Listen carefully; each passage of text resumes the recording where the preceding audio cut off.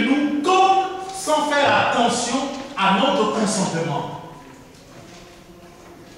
En d'autres termes, ce qui se fait de l'autre côté, ce qui se fait par les magiciens, ce qui se fait par la séduction satanique, les gens pensent que ça marche comme ça avec Dieu.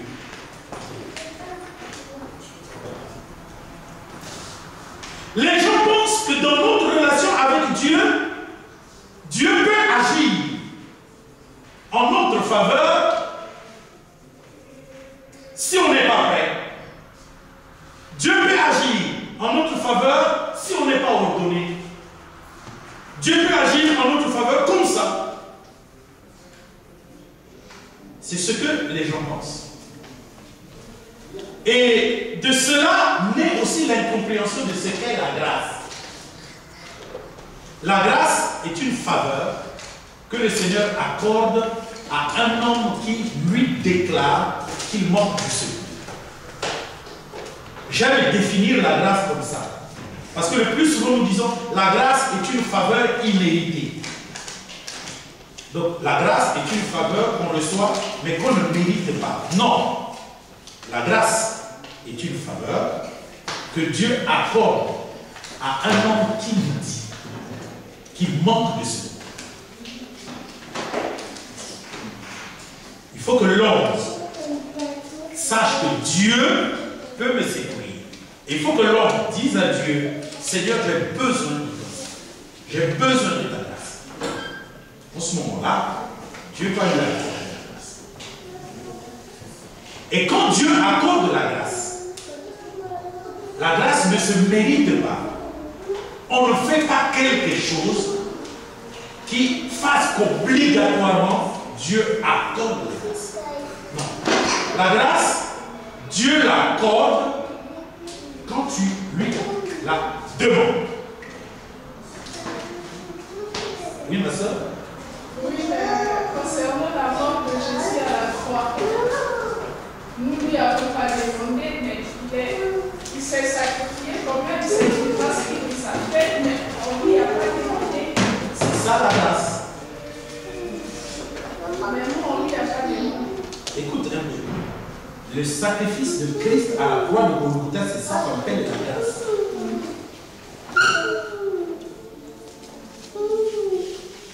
Le sacrifice de Jésus-Christ à la croix de Golgotha, c'est ça qu'on appelle la grâce. Pourquoi il s'est sacrifié? Pourquoi la grâce? Exactement, le sacrifice de Jésus-Christ à la croix de Golgotha est la réponse au fait que depuis le commencement, l'homme n'a pas pu offrir à Dieu un sacrifice. Ça a commencé dans le jardin de Dieu. Dieu a donné à Adam deux fils, Abel et Caïn. Et Dieu ne traitait qu'avec Adam. Un jour, il va dire, bon, je vais commencer maintenant de traiter avec tes fils, Caïn et Abel. Donc, dis à tes fils, de m'offrir un sacrifice. De m'offrir le premier sacrifice. Parce que moi, je leur ai donné tout ce qu'ils ont. Qu'ils me remercient. Je veux voir comment eux, ils vont me remercier. Vous savez ce qui s'est passé? Abel a fait un bon sacrifice que le Seigneur a agréé. Caïn a fait un sacrifice que le Seigneur n'a pas agréé. Et cela a entraîné l'assassinat d'Abel par Caïn. Donc, celui qui avait bien sacrifié avait été interrompu de vie. Celui qui avait mal sacrifié a reçu le temps de continuer de vivre. Donc, Dieu était insatisfait.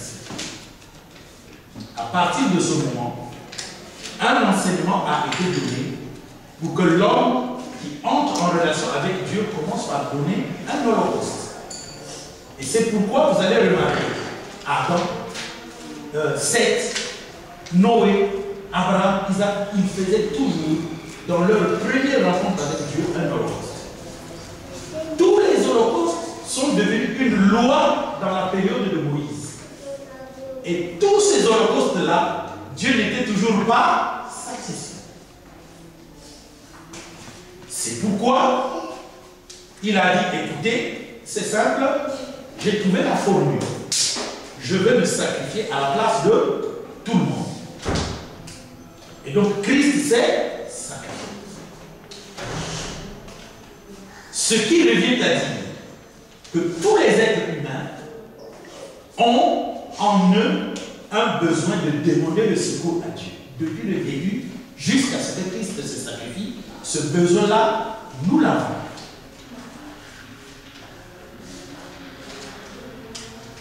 Nous avons ce besoin.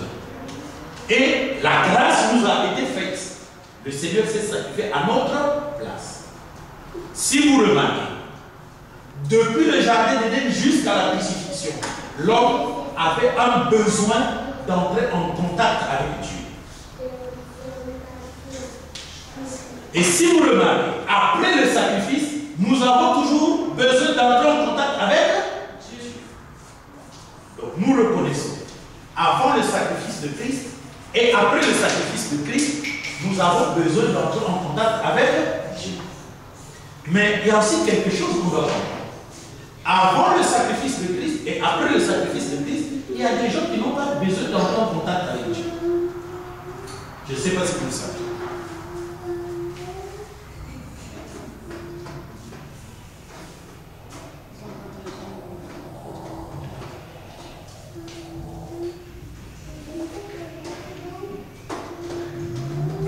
Il y a des gens qui n'ont pas besoin d'entrer en contact avec Dieu. Vous ne le savez pas? Il y a des gens qui n'aiment pas Dieu. Vous le savez, non? Et on les retrouve partout. Dans le monde et dans l'église. Ah. Mais les gens qui aiment Dieu, on les retrouve aussi partout. Dans le monde, aussi dans l'église. Bien. Donc, les gens qui aiment Dieu, ce sont ceux-là qui sentent le besoin de demander du secours à Dieu. Ceux qui n'aiment pas Dieu ne sentent pas le besoin de demander le secours à Dieu.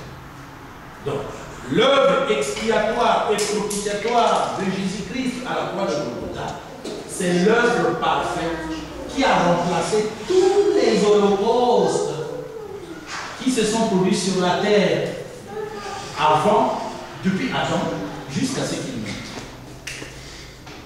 Et si Christ n'était pas mort, alors ceux qui ont fait les œuvres là, les holocaustes avant, ces holocaustes ne seraient pas agréés. Voilà pourquoi, après Jésus, nous tous, nous sommes comme dans la condition de ceux qui ont vécu dans la période de l'Ancien Testament. Nous avons besoin de faire un holocauste. À la différence, au lieu que nous prenions un sacrifice que nous allons sacrifier comme holocauste, nous aujourd'hui, on demande tout simplement par une prière, par une attitude, à ce que le Seigneur intervienne dans la grâce. Et en ce moment-là, le Seigneur ne va pas mourir une deuxième fois pour nous, mais le Seigneur va se souvenir de ce qu'il a fait à la croix de Golgotha et nous apporter ce dont nous avons besoin. Donc le sacrifice de la croix de Golgotha a été réalisé parce que nos pères avaient dit au Seigneur d'intervenir en leur faveur. Et nous aussi, nous devons tout simplement dire au Seigneur d'intervenir en notre faveur pour que le sacrifice là soit vivant. C'est ça. Aujourd'hui, si tu te fous pour toi, le sacrifice n'aura pas d'importance pour toi. Aujourd'hui, si tu dis, oh écoutez, moi j'ai pas besoin de Dieu, exactement, le sacrifice là n'a pas de valeur. Mais quiconque dit, moi j'ai besoin de Dieu, le sacrifice a de la valeur. Donc il faut d'abord dire. Dans l'exemple que nous avons dans 2 Samuel, chapitre 9, à propos de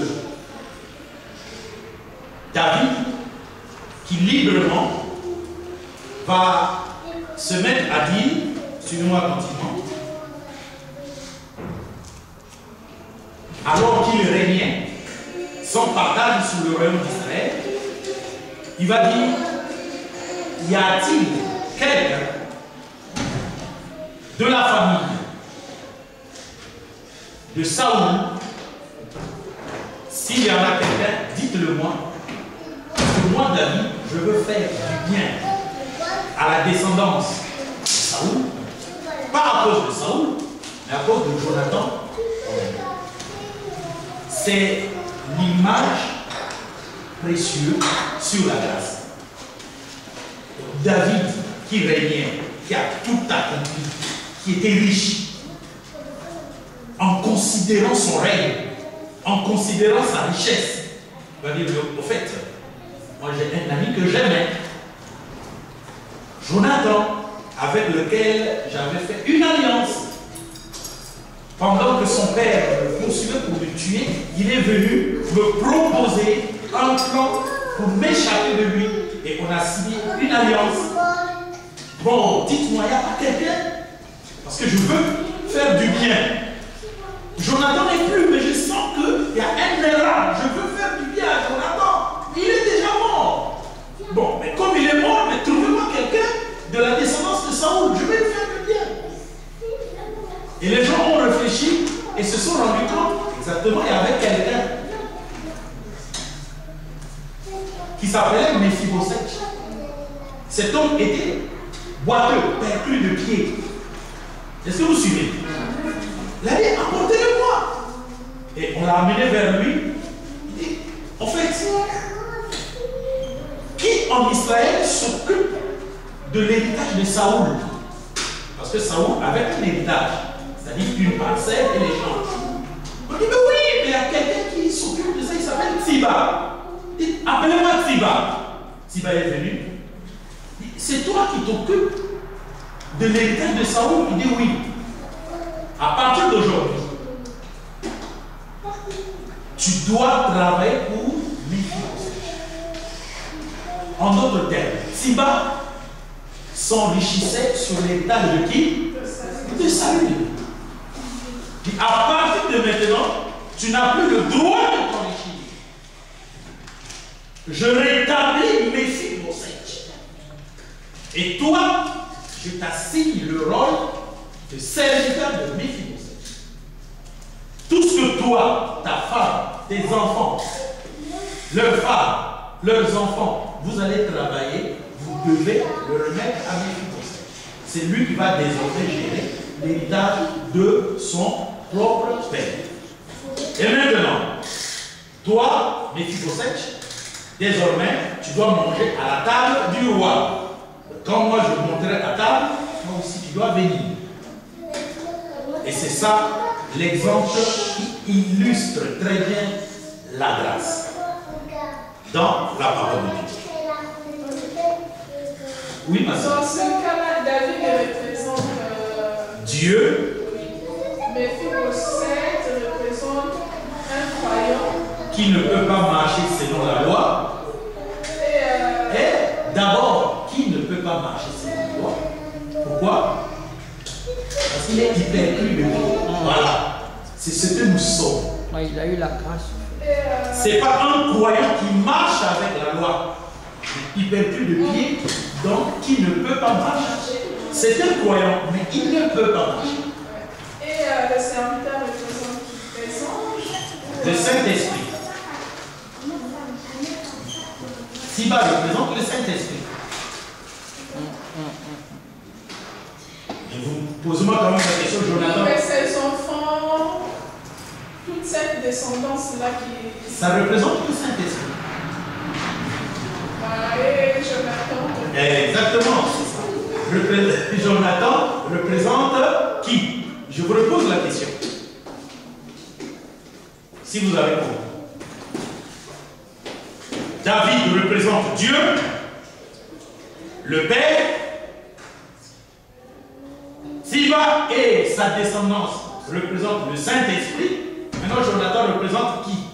Vous m'avez posé la question. Oui? Exactement. Là, vous avez. Donc c'est ça la loi de la grâce. C'est pourquoi nous fondons l'enseignement comme quoi la grâce est une faveur, un secours, un salut que le Seigneur accorde à un homme qui lui déclare qu'il a besoin de son salut.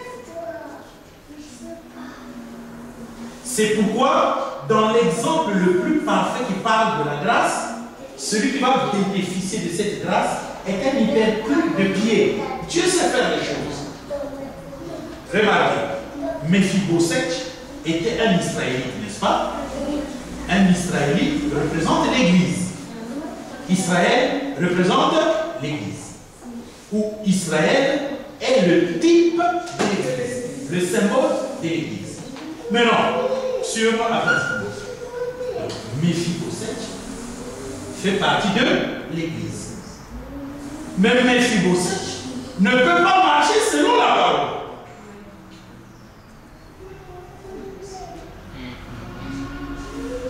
Si c'était un homme valide, il représenterait un croyant parfait.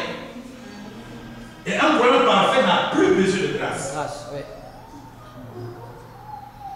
Voilà notre position en tant qu'adorateur. Nous ne pouvons pas marcher avec la parole de Dieu. Nous tendons à marcher avec la parole de Dieu. Et quand nous y arriverons, donc nous aurons atteint la perfection. C'est d'autant important, suivez-moi très bien, qu'il est écrit dans Romains, chapitre 8, 26 à 30, ce qui suit. On va lire Romains,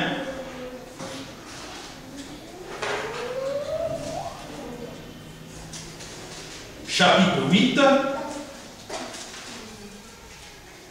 26 à 30. De même aussi, l'Esprit nous aide dans notre faiblesse, car nous ne savons pas ce qu'il convient de demander dans la prière.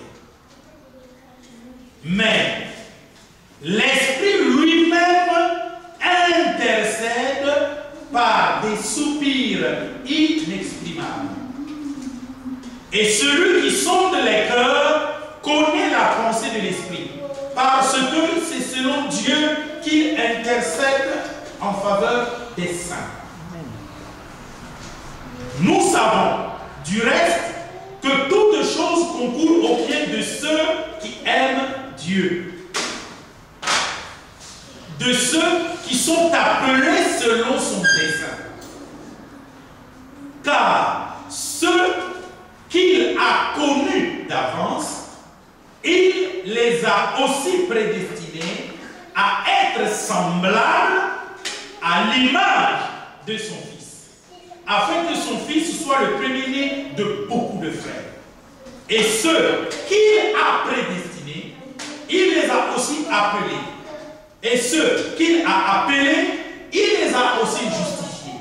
Et ceux qu'il a justifiés, il les a aussi glorifiés. Romains 8, 28 à 30. Amen. Romains 8, 28 à 30 explique 2 Samuel chapitre 9.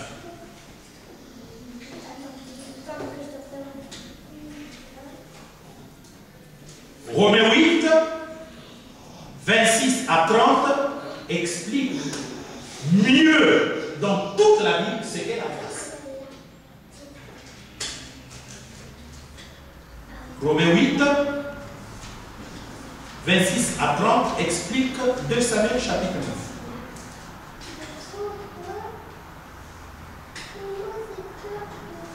Amen. Écoutons donc, bien-aimés.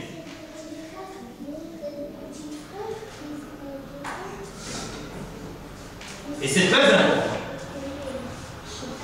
Je vous ai dit que les dons spirituels, vous devez les demander à Dieu dans la prière. Et c'est un travail.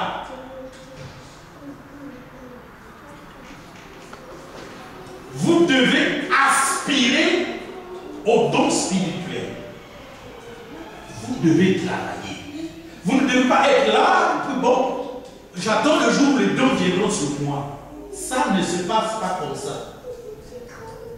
Malheureusement, c'est ça qu'on a voulu faire comprendre aux gens. La Bible dit aspirer aux dons spirituels. Aspirer, c'est un travail. Ce travail-là se fait en esprit. C'est faire venir vers vous ces dons-là. Les faire venir en action. Ils sont là en nous. Ils sommeillent. Ces dons sont contenus dans le baptême du Saint-Esprit. Mais il faut les réchauffer pour qu'ils soient évidents. Vous savez, ces choses font partie des choses difficiles à expliquer. Mais, par la grâce de Dieu, le Seigneur nous pousse à vous faire voir les choses. Représentez-vous le baptême du Saint-Esprit comme de l'eau froide qu'on a mis dans une marmite. Et il y a un couvercle. Amen. Prenez cette eau, mettez-la sur une gazinière. Et que quelqu'un entre dans la maison, posez-lui la question, qu'est-ce qu'il y a dans la marmite? Il dira, je ne sais pas. Parce qu'il n'a aucun signe qui témoigne de ce qu'il y a à l'intérieur. N'est-ce pas? C'est comme ça le baptême du Saint-Esprit. Quand vous recevez le baptême du Saint-Esprit, le Saint-Esprit vient habiter en vous. Il est là. Mais il est comme une marmite pleine d'eau posée sur une gazinière. Si tu es seulement baptisé du Saint-Esprit, on ne le saura même pas. Tout est normal. Il n'y a pas de changement de voix. Tu es là. On ne se rendra même pas compte que tu es une nouvelle créature. Il faut alors qu'intervienne le baptême du feu ou le baptême du feu.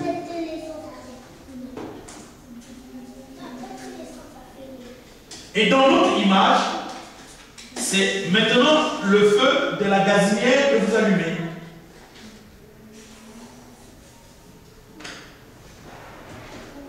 Alors, faites venir quelqu'un, dites-lui qu'est-ce qu'il y a dans la marmite. Il dira, il y a de l'eau bouillante. Vous savez pourquoi? Parce que justement, la marmite est posée sur une gazinière allumée. L'eau qui est à l'intérieur va se mettre à bouillonner et elle aura de temps en temps tendance à bousculer le couvercle. L'eau qui est à l'intérieur est en drague. C'est pourquoi la Bible dit tout est en travail au-delà de ce qu'on pense. Voilà pourquoi le baptême d'eau doit être suivi du baptême du Saint-Esprit et du baptême de feu.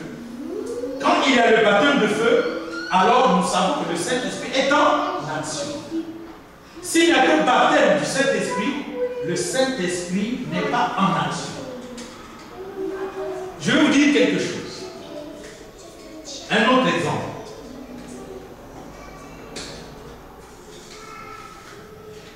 Les gens dans les églises de réveil actuellement mettent dans leur programme de réunion, s'ils ont par exemple 3 heures, ils vont vous mettre 2 heures de louange.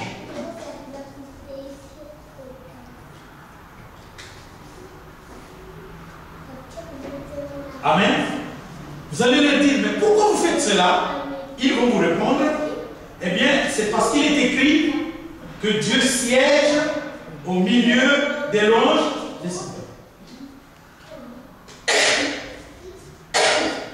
C'est écrit que Dieu siège au milieu des louanges du peuple. Je crois que c'est le psaume 29, verset 4. C'est le psaume 24 ou 22, verset 4. Nous allons le vérifier.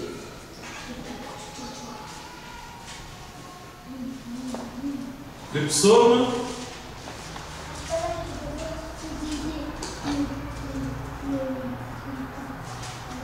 22, verset 4. D'accord?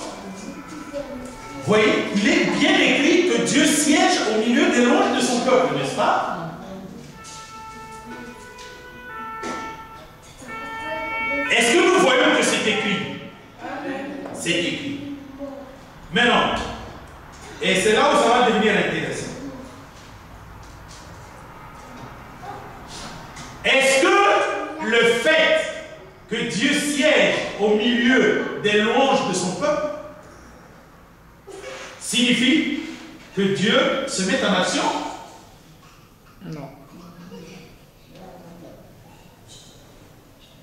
Mais d'après la fausse interprétation, les gens disent qu'on loue beaucoup parce que Dieu va beaucoup agir. Suivez-moi attentivement. Et vous allez voir que c'est normal. Parce que mettez les gens, ils sont 1000 en train de chanter depuis 2 heures. Il est forcément dit que les gens deviendront joyeux. N'est-ce pas? Ils vont même transpirer. Ils vont même se sentir corporellement légers. Et puis, à la fin, ils vont dire, Dieu a beaucoup agi.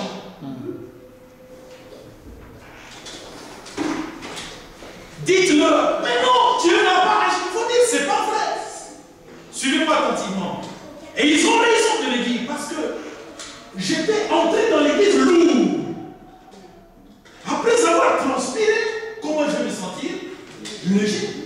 Après avoir beaucoup chanté, mais comment je vais me sentir? Joyeux.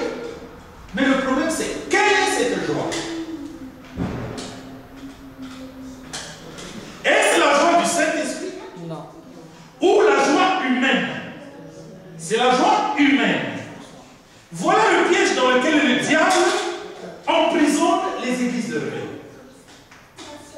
Dites-le, sortez de là, c'est une église babylonienne. Vous dites non, moi, avec tous les problèmes que j'ai accumulés dans la semaine, quand j'entre, je me parle, je suis joyeux.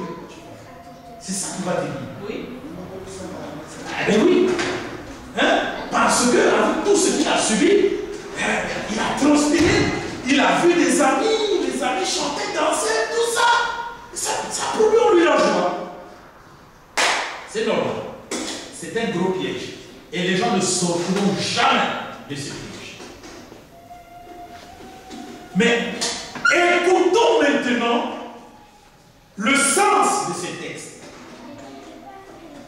Dieu siège au milieu des louanges de son peuple. Dans la parole de Dieu,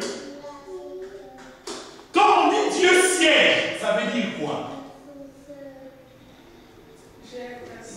Dieu est assis. Quand un roi est assis, qu'est-ce qui se passe? Quand un roi est assis sur son trône, c'est pour le jugement. C'est un symbole. C'est pour juger. Voilà. Donc quand la Bible dit Dieu siège au milieu des louanges de son peuple, ça ne veut pas dire autre chose. Ça veut dire que Dieu juge quand son peuple est en pleine louange. Parce que qu'est-ce qui se passe? Quand le peuple de Dieu est en plein chant, les caractères cachés de chaque enfant de Dieu vont se manifester. Ceux qui sont spirituels, ça va se manifester. Ceux qui ne sont pas spirituels aussi, ça va se manifester. Parce que Dieu est en train de juger